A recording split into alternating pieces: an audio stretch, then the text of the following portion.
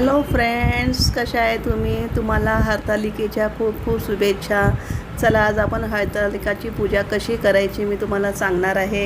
तर तुम्ही बघू शकता, माझं पूजेचं ताट तयार झालेलं आहे. ओटीचं सामान, वेगवेगळ्या झाडांची असे पानं घेतलेले हे आपल्या पार्वतीला आपण ओटी भरू त्याचं सामान घेतलेले आहे. उदबत्त्या आहे, हळद, कुंकू, अष्टगंध, दिवा, फुलं, दुर्वा, बेल आणि हे जे पानं आहे वेगवेगळ्याची रेती पिंड काढण्यासाठी आणि फळं घेतलेली आहे वेगवेगळ्या प्रकारचे. मी असे 5 प्रकारचे 5 फळं घेतलेले आहे.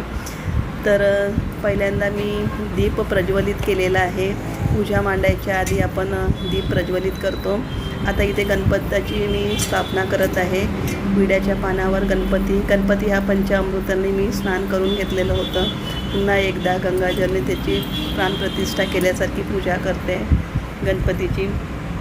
गणपतीला फूल वाहलेलं आहे, गणपतीला अष्टगंध लावलेला आहे, बघू शकता तुम्ही.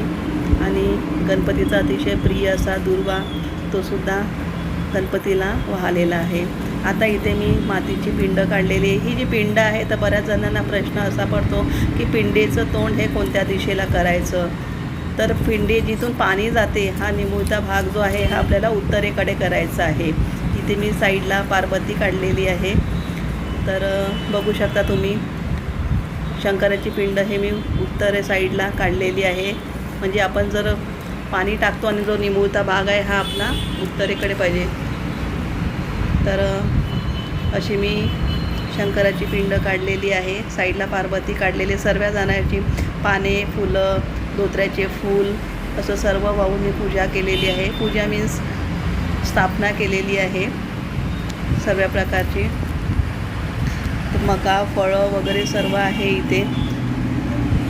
वेगवेगळ्या झाडाची वेगवेगळे पानं ते सुद्धा पूजा झालेली आहे माझी. तर पार्वतीलासुद्धा ओटीचं सामान आणि आता प्राणप्रतिष्ठा पण झालेली आहे सर्व देवांची. आता मी आरती करणार. तर या पद्धतीने साधी सोप्या पद्धतीने मी हरतालिकेची पूजा केलेली आहे.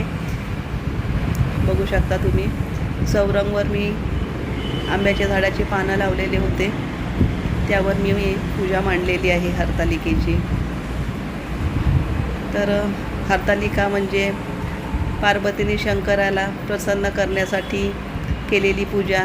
जंगलामध्ये जेही जंगली फळ म्हणा किंवा जंगली पानं म्हणा त्यापासून ती पूजा केली जाते.